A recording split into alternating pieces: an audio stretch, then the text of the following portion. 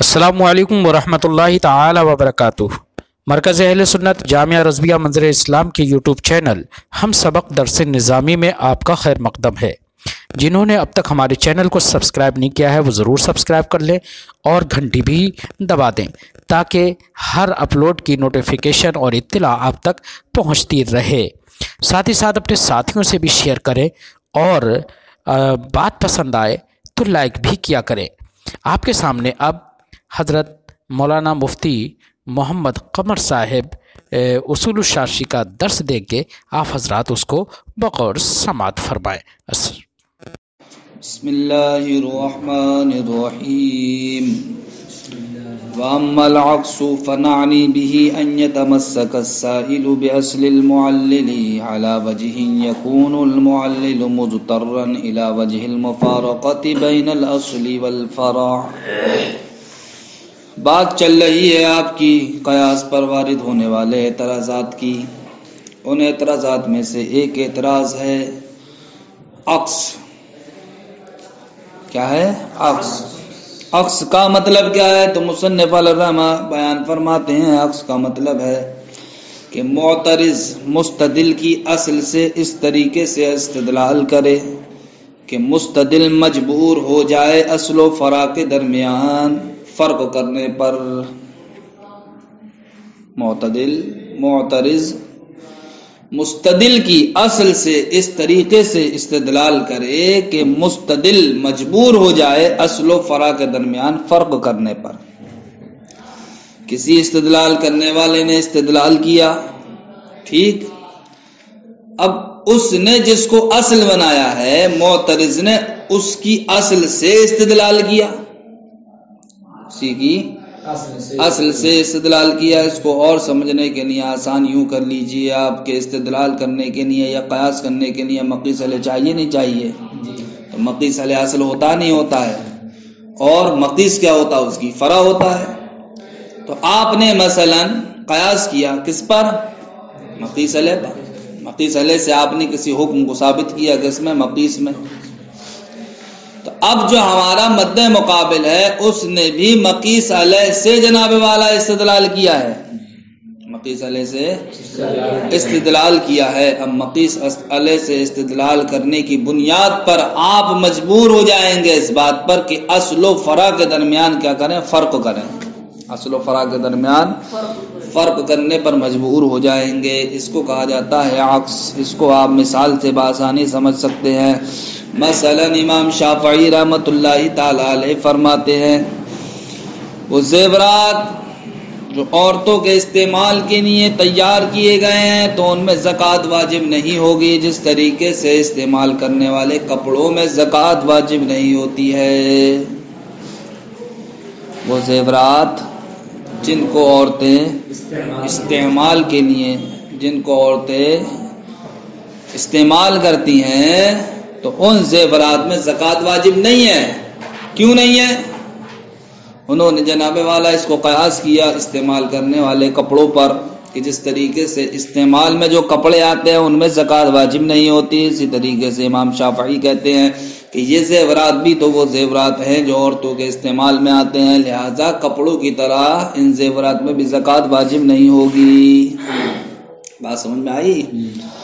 تو امام شافعی رحمۃ اللہ تعالی علیہ نے عورتوں کے زیورات میں زکوٰۃ کے واجب نہ ہونے کو کائے پر قیاس کیا ہے؟ استعمال کیے جانے والے کپڑوں پر، استعمال کیے جانے والے کپڑوں پر، ٹھیک۔ اب امام اعظم رحمۃ اللہ تعالی علیہ بھی آنے والے مسئلے کو استعمال کیے جانے والے کپڑوں پر ہی قیاس کرتے ہیں۔ کہتے ہیں جناب والا کہ اگر زیورات یہ کپڑوں کے درجے میں ہو تو پھر مردوں کے زیورات میں زکوٰۃ واجب نہیں ہونا چاہیے۔ زیورات کو اگر ہم کپڑوں کے درجے میں مان لیں، جیسا کہ امام شافعی نے کہا ہے کہ استعمال کیے جانے والے کپڑوں میں زکوٰۃ نہیں، لہذا استعمال کیے جانے والے زیورات میں بھی زکوٰۃ نہیں۔ امام اعظم رحمۃ اللہ تعالی علیہ فرماتے ہیں کہ اگر ہم زیورات کو کپڑے کے درجے میں مان لیں، تب ایسی صورت میں مردوں کے زیورات میں زکوٰۃ واجب نہیں ہونا چاہیے، جس طریقے سے مردوں کے کپڑوں میں زکوٰۃ واجب نہیں ہوتی ہے، استعمال کیے جانے والے کپڑوں میں زکوٰۃ واجب نہیں ہوتی ہے۔ تو دیکھو امام شافعی نے بھی استعمال کیے جانے والے کپڑوں پر زیورات کو قیاس کیا، اور امام اعظم رحمۃ اللہ تعالی علیہ نے بھی مردوں کے زیورات کو استعمال کیے جانے والے کپڑوں پر قیاس کیا نہیں کیا؟ تو ثیاب البذالہ یعنی استعمال کیے جانے والے کپڑے یہ اصل ٹھہرے یا نہیں ٹھہرے؟ تو امام شافعی نے جس اصل سے استدلال کیا، امام اعظم نے بھی اسی اصل سے کیا کیا؟ استدلال کیا۔ تو امام شافعی نے تو یہ ثابت کیا کہ جس طریقے سے استعمال کیے جانے والے کپڑوں میں زکوٰۃ نہیں، اسی طریقے سے استعمال کیے جانے والے عورتوں کے زیورات میں بھی زکوٰۃ نہیں، لیکن امام اعظم رحمۃ اللہ تعالی علیہ نے یہ ثابت کیا کہ جس طریقے سے مردوں کے کپڑوں میں استعمال کیے جانے والے کپڑوں میں زکوٰۃ واجب نہیں، اسی طریقے سے وہ کہتے ہیں کہ مردوں کے زیورات میں بھی زکوٰۃ واجب نہیں، حالانکہ مردوں کے زیورات میں زکوٰۃ واجب ہے۔ مردوں کے زیورات میں ابے تو ایسے چوک رہا ہے جیسے کہ مردوں کے پاس زیور ہی نہیں ہوتا ہے۔ ابے زیور ہونے کی بات چل رہی ہے، یہاں پر پہننے یا اسے استعمال کرنے کی بات تھوڑی چل رہی ہے۔ سونے چاندی نہیں ہوتا مردوں کے پاس کیا؟ تو امام اعظم رحمۃ اللہ تعالی علیہ نے یہ ثابت کیا کہ مردوں کے جو زیورات ہیں ان میں بھی زکوٰۃ واجب نہیں ہوگی، اس لیے کہ استعمال کیے جانے والے کپڑوں میں مردوں کے اس میں بھی زکوٰۃ واجب نہیں ہوتی ہے۔ ٹھیک، تو جس طریقے سے آپ نے جناب والا عورتوں کے زیورات کو عورتوں کے استعمال کیے جانے والے کپڑوں پر قیاس کیا ہے، ہم نے بھی جناب والا مردوں کے زیورات کو مردوں کے استعمال کیے جانے والے کپڑوں پر قیاس کرتے ہوئے یہ حکم ثابت کر دیا کہ مردوں کے زیورات میں زکوٰۃ واجب نہیں ہوگی۔ تو جب امام اعظم رحمت اللہ تعالی علیہ نے اصل سے کیا کیا؟ استدلال کیا، تو اب امام شافعی رحمت اللہ تعالی علیہ مجبور ہو گئے کہ اصل و فرع کے درمیان فرق کو اجاگر کریں۔ اصل و فرع کے درمیان ارے امام شافعی نے تو عورتوں کے زیورات کی بات کی تھی، لیکن امام اعظم نے اسی پر قیاس کرتے ہوئے مردوں کے زیورات کی بات کر دی۔ اب امام شافعی چکر میں پڑ گئے، اب وہ مجبور ہو گئے کہ اصل و فرع کے درمیان کیا کیا جائے؟ فرق کیا جائے۔ تو امام شافعی رحمت اللہ تعالی علیہ نے فرق اب اس طریقے سے کیا کہ عورتوں کے جو زیورات ہیں ان کے اندر استعمال تحقق، ان کے اندر استعمال کا معنی متحقق ہوگا، اور مردوں کے جو زیورات ہیں ان کے اندر استعمال کا معنی متحقق نہیں ہوگا۔ کیوں نہیں ہوگا اور عورتوں میں کیوں ہوگا؟ اس لیے ہوگا کہ مرد کے لیے سونا استعمال کرنا حرام ہے اور عورت کے لیے سونا استعمال کرنا جائز ہے، لہذا جب مرد کے لیے سونے کا استعمال حرام ہوا تو اب استعمال مرد کے لیے متحقق نہیں ہو سکتا۔ تو جب استعمال مرد میں متحقق نہیں ہو سکتا تو امام شافعی کہتے ہیں کہ مرد کے زیورات میں تو زکوٰۃ واجب ہوگی، لیکن عورت کے زیورات میں زکوٰۃ واجب نہیں ہوگی۔ تو دیکھو یہاں پر مجبور ہوئے یا نہیں ہوئے امام شافعی اب اصل و فرع کے درمیان فرق کرنے پر؟ تو اسی مجبور ہونے کا نام کیا ہے؟ عکس ہے۔ وَأَمَّا الْعَكْسُ رَهَا عَكْسٌ فَنَعْنِي بِهِ، تو ہم اس کے ذریعے سے مراد لیتے ہیں کہ أَن يَتَمَسَّكَ السَّائِلُ کہ سائل استدلال کرے بِأَصْلِ الْمُعَلِّلِ معلل کی اصل سے، علی وجہ ایسے طریقے پر یکون المعلل مضطرا الی وجہ المفارقۃ بین الاصل والفرع، کہ معلل مجبور ہو جائے جدائیگی کرنے کی جانب اصل و فرع کے درمیان، اصل و فرع کے درمیان جدائیگی کرنے کے جانب معلل کیا ہو جائے؟ مجبور ہو جائے۔ اس کی مثال ہے الحلی اعدت للابتذال، وہ زیورات جو استعمال کے لیے تیار کیے گئے ہیں، فلا یجب فیہ الزکوٰۃ، تو اس میں زکوٰۃ واجب نہیں ہوگی، کثیاب البذلہ، جس طریقے سے استعمال کیے جانے والے کپڑے۔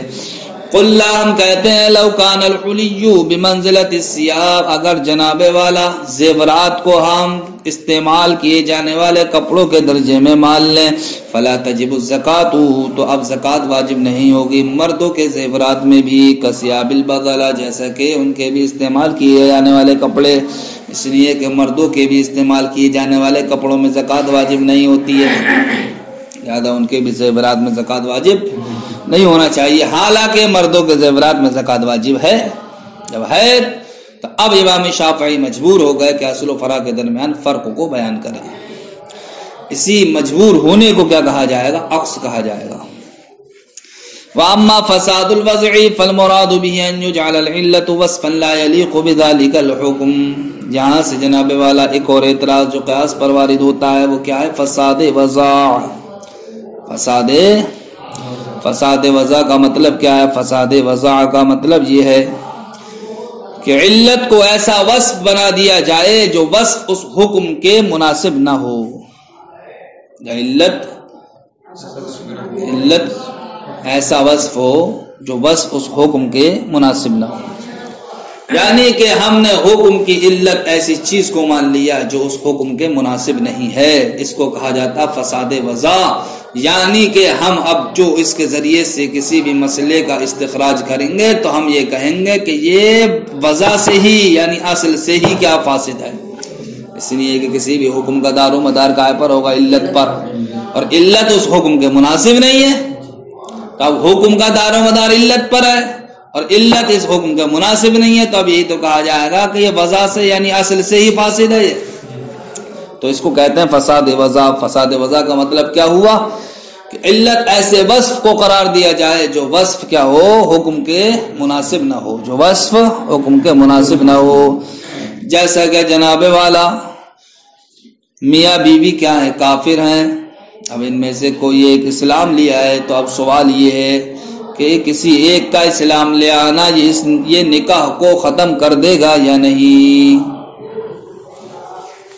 میاں بیوی کافر، اب ان میں سے کوئی ایک مسلمان ہو گئے، اب سوال کیا ہے کہ اب ان میں سے کسی ایک کا اسلام لے آنا یہ نکاح کو ختم کر دے گا یا نہیں؟ تو امام شافعی کہتے ہیں کہ نکاح کو ختم کر دے گا، امام شافعی کہتے ہیں نکاح کو ختم کر دے گا، لیکن امام اعظم رحمۃ اللہ تعالی علیہ فرماتے ہیں کہ نکاح کو ختم نہیں کرے گا، بلکہ جناب والا اس دوسرے پر بھی اسلام کو پیش کیا جائے گا۔ اب اگر اس نے اسلام لانے سے انکار کر دیا تو اب وہ نکاح اس کا کیا ہوگا؟ فاسد ہوگا۔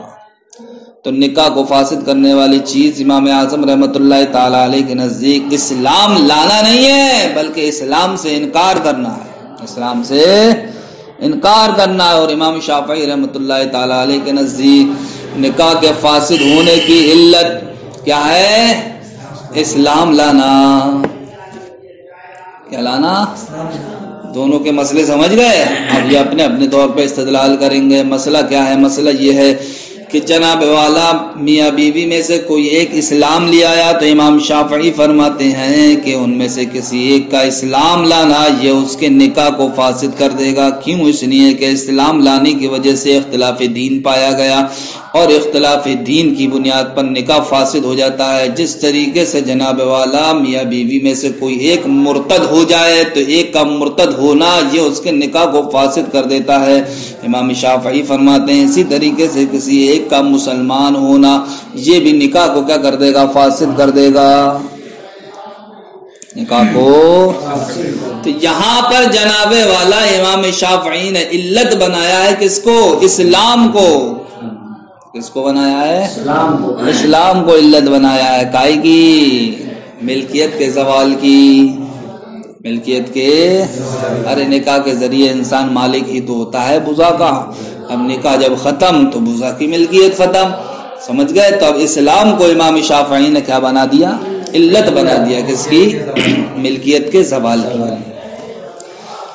ہم کہتے ہیں جناب والا اسلام یہ ملکیت کے زوال کی علت نہیں بن سکتا، اس لیے کہ اسلام تو جناب والا ملکیت کو، حقوق کو حفاظت کرنے کے اعتبار سے مشہور و معروف ہے، کہ تم دیکھتے نہیں ہو کہ جب انسان اسلام لے آتا ہے تو اسلام لانے کے بعد جہاں اس کی جان محفوظ ہو جاتی ہے وہیں اس کے مال بھی محفوظ ہو جاتا ہے، اس کے گھر بار بھی محفوظ ہو جاتے ہیں۔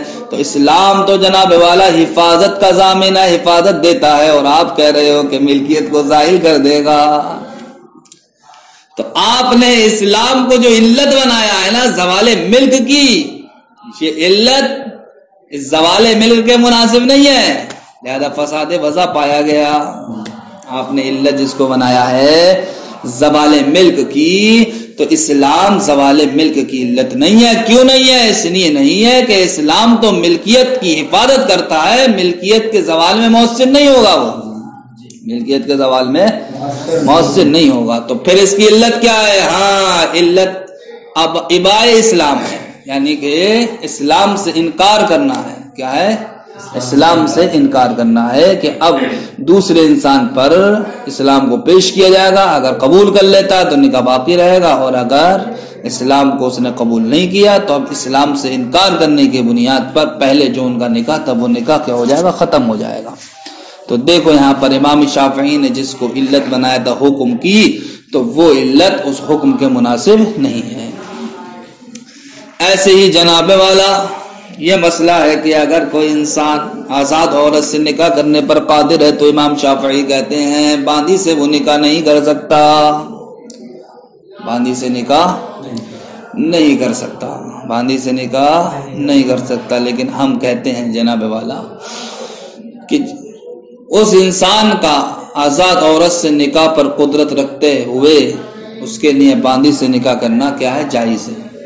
بات وہی آئے گی کہ امام شافعی رحمۃ اللہ تعالی علیہ نے علت بنایا یہاں پر آزاد عورت پر قدرت کرنے کو، کائے کی باندی سے نکاح نہ کرنے کی۔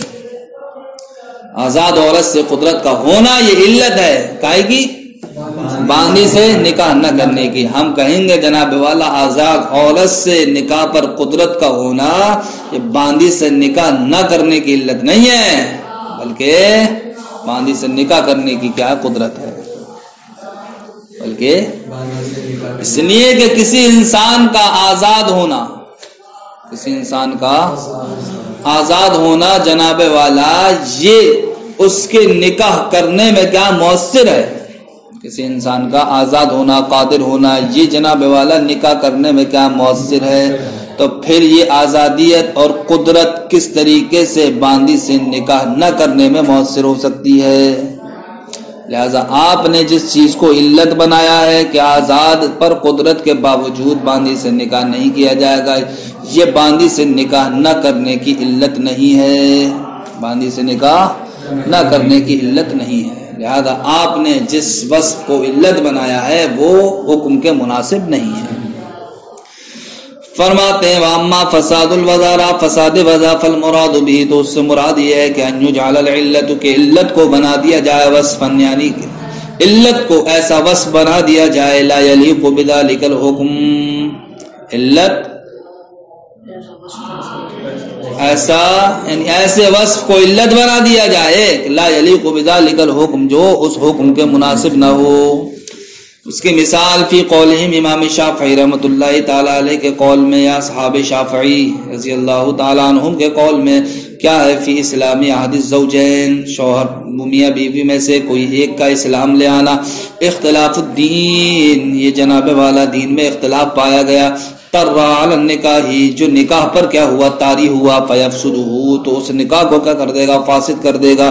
کا ارتداد احد الزوجین، جس طریقے سے جناب والا شوہر میاں بیوی میں سے کسی ایک کا مرتد ہو جانا یہ جناب والا نکاح کو فاسد کر دیتا ہے، اسی طریقے سے امام شافعی کہتے ہیں کہ مسلمان ہونا یہ بھی نکاح کو فاسد کر دے گا۔ فإنه جعل الاسلام، تو امام شافعی نے اسلام کو علتا لزوال الملک، ملکیت کے زوال کے لیے علت بنایا ہے۔ قلنا، ہم کہیں گے الاسلام اعید عاصما للملک، اسلام تو جناب والا ملکیت اور حقوق کی حفاظت میں مشہور و معروف ہے۔ فلا يكون مؤثرا في زوال الملک، تو اب جناب والا اسلام زوال ملک میں کیسے مؤثر ہو سکتا ہے؟ وَكَذَلِكَ فِي مَسْأَلَةِ طَوْلِ الْحُرَّةِ، اسی طریقے سے جناب والا مسئلہ کون سا ہے؟ طول حرہ کا، یعنی کہ آزاد عورت پر قدرت کے باوجود باندی سے نکاح کرنا صحیح ہے یا نہیں؟ انہو حر قادر، کہ جناب والا نکاح کرنے والا آزاد ہے، قادر ہے، قائم پر علی النکاح، نکاح پر، فلا یجوز له الامۃ، تو اس کے لیے امام شافعی کے نزدیک باندی سے نکاح کرنا جائز نہیں ہے۔ کما لو کانت تحتہ حرۃ، جس طریقے سے اگر اس شوہر کے تحت آزاد عورت ہو تو آزاد عورت کے ہوتے ہوئے باندی سے نکاح کرنا جائز نہیں، اسی طریقے سے قدرت کے ہوتے ہوئے آزاد عورت پر نکاح کرنے کی تب بھی باندی سے نکاح کرنا جائز نہیں، امام شافعی کہتے ہیں۔ اللہ ہم کہیں گے فوصف کونہ حرا قادرا، نکاح کرنے والے کا یعنی کہ شوہر کا آزاد اور قادر ہونا یہ ایسا وصف ہے جو یقتضی جواز النکاح، جو نکاح کے جائز ہونے کا مقتضی ہے، فلا یکون مؤثرا فی عدم الجواز، لہذا ویسی صورت میں باندی سے نکاح کے جائز نہ ہونے میں مؤثر نہیں ہوگا۔ کسی بھی انسان کا آزاد ہونا یا قادر ہونا یہ تو جناب والا نکاح کرنے میں مؤثر ہوتا ہے، نکاح کرنے میں جب مؤثر ہوتا ہے تو باندی سے نکاح نہ کرنے میں کیسے اثر پڑ سکتا ہے؟ لہذا آپ نے ایسے وصف کو علت بنایا ہے جو اس حکم کے مناسب نہیں ہے۔ وَأَمَّا النَّقْضُ، رہا نقض، تو نقض کس کو کہا جاتا ہے؟ کس کو کہا جاتا ہے نقض؟ نقض کہتے ہیں کہ جناب والا کہیں علت تو پائی جائے لیکن حکم نہ پایا جائے، علت تو پائی جائے لیکن حکم نہ پایا جائے۔ تو امام شافعی رحمت اللہ تعالی علیہ کہتے ہیں کہ وضو بھی جناب والا ایک طہارت ہے، جس طریقے سے تیمم طہارت ہے، وضو بھی جس طریقے سے تیمم طہارت ہے، تو امام شافعی کہتے ہیں تیمم پر قیاس کرتے ہوئے کہ جس طریقے سے تیمم میں نیت شرط ہے اسی طریقے سے وضو میں بھی نیت شرط ہے، وضو میں بھی نیت شرط ہے۔ تو دیکھو جناب والا وضو میں طہارت کو علت بنایا ہے کائی کی نیت کے شرط ہونے کی، نیت کے شرط ہونے کی۔ ہم کہتے ہیں جناب والا دکھانا کیا ہے ہمیں؟ علت کے ہوتے ہوئے حکم نہ پایا جائے، حکم کیا ہے یہاں پر؟ نیت کی شرط، علت طہارت۔ ہم کہتے ہیں اگر کپڑا ناپاک ہو جائے تو اس کپڑا ناپاک کو کیا کیا جاتا ہے؟ پاک کیا جاتا ہے۔ ایسے ہی برتن ناپاک ہو جائے تو اس کو پاک کیا جاتا ہے، لہذا پاکی تو کپڑے میں بھی پائی گئی، پاکی تو برتن میں بھی پائی گئی، لہذا اب پاکی پائے جانے کی وجہ سے یہاں پر بھی نیت پائی جانا چاہیے۔ حالانکہ کپڑے کو پاک کرنے کے لیے کیا نیت ضروری ہے؟ یا برتن کو پاک کرنے کے لیے نیت ضروری ہے؟ نہیں ہے نا، تو یہاں تو علت پائی جا رہی ہے، پھر حکم کیوں نہیں پایا جا رہا ہے؟ تو آپ کا وضو کو تیمم پر قیاس کرتے ہوئے یہ بات ثابت کرنا کہ جس طریقے سے تیمم میں نیت شرط ہے تو جناب والا وضو میں بھی نیت شرط ہونا چاہیے، کیونکہ طہارت ہونے میں دونوں برابر ہو گئے۔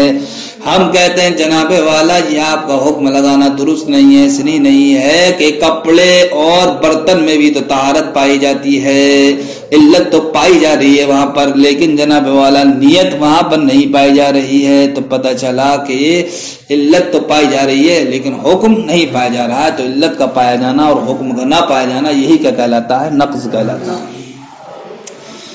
وَأَمَّا النَّقْضُ، رہا نقض، فَمُثِّلَ، تو مثال دی گئی ہے اس کی، وہ جو کہا جاتا ہے الوضوء طہارت، ان کے وضو طہارت ہے، فَيَشْتَرَطُ لَهُ النِّيَّةُ، تو اب اس میں نیت شرط قرار دی جائے گی، کالتیمم، جس طریقے سے تیمم میں قلنا ہم کہتے ہیں ينتقض بغسل الثوب والإناء، یہ جناب والا آپ کا حکم ٹوٹ جا رہا ہے کپڑے اور برتنوں کو دھونے سے۔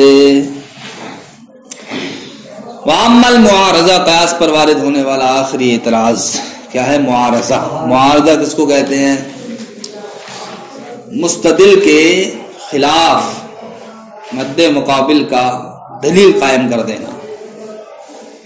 جب مستدل نے جس دلیل کو اپنے موقف کے لیے دلیل بنایا ہے، ٹھیک، مد مقابل نے اس کو اس کے خلاف پر دلیل بنا دیا، یہ کہلاتا ہے معارضہ، دلیل کے خلاف دلیل قائم کر دینا، ٹھیک ہے۔ یہ کہہ لو کہ دلیل کو خلاف بنا کر کے قائم کر دینا، خلاف بنا کر کے قائم کر دینا، جیسا کہ امام شافعی رحمت اللہ تعالی علیہ کہتے ہیں کہ جناب والا مسح وضو میں کیا ہے؟ رکن ہے، جس طریقے سے دیگر اعضائے وضو کو دھونا کیا ہے؟ رکن ہے. دیگر اعضائے وضو کو دھونا رکن ہے. لہذا جس طریقے سے دیگر اعضائے وضو میں تثلیث مسنون ہے، امام شافعی کہتے ہیں، لہذا یہ بھی ایک رکن ہے، اس میں بھی تثلیث کیا ہوگی؟ مسنون ہوگی. تو امام شافعی نے دلیل کس کو بنایا ہے؟ مسح کے رکن ہونے کو، مسح کے رکن ہونے کو. ٹھیک، ہم کہتے ہیں جناب والا مسح رکن ہے، مسح کیا ہے؟ رکن ہے، لیکن تثلیث مسنون نہیں ہے. کیوں نہیں ہے؟ اس لیے نہیں ہے کہ جس طریقے سے جناب والا تیمم میں مسح کرنا رکن ہے، جس طریقے سے مسح علی الخف میں مسح کرنا کیا ہے؟ رکن ہے. تو دیکھو وہاں پر تثلیث مسنون نہیں ہے، تو اسی طریقے سے وضو میں جو مسح ہے وہ بھی رکن ہے، اس میں بھی تثلیث مسنون نہیں ہوگی. تو امام اعظم نے مسح کی رکنیت کو دلیل بنایا تھا تثلیث پر، کہا پر تثلیث کے مسنون ہونے پر. امام اعظم نے اسی کو دلیل بنا دیا تثلیث کے مسنون نہ ہونے پر. تو جس کو امام اعظم نے دلیل بنایا وہ امام شافعی نے دلیل بنایا. امام اعظم نے اسی دلیل کو امام شافعی کے خلاف کیا بنا دیا؟ دلیل بنا دیا. یہی کہلاتا ہے معارضہ. اما المعارضۃ معارضہ فمثلا، تو اس کی مثال دی گئی جو کہا جاتا ہے کہ المسح رکن، مسح رکن ہے، فی الوضوء وضو میں، فلیسن تثلیثہ، لہذا اب مسح میں بھی تثلیث مسنون ہوگی، کالغسل، دھونے کی طرح. جس طریقے سے دوسرے اعضائے وضو جن کو دھویا جاتا ہے تو ان میں تثلیث مسنون ہے، اسی طریقے سے امام شافعی کہتے ہیں کہ مسح بھی رکن ہے، اس میں بھی تثلیث مسنون ہوگی. قلنا، ہم کہتے ہیں المسح رکن، مسح رکن ہے، فلا یسن تثلیثہ، لیکن اس کی تثلیث مسنون نہیں ہوگی. کا مسح الخف والتیمم، جس طریقے سے مسح خف میں تثلیث مسنون نہیں ہے، والتیمم، اور تیمم میں بھی تثلیث مسنون نہیں ہے. سمجھ گئے؟ السلام علیکم.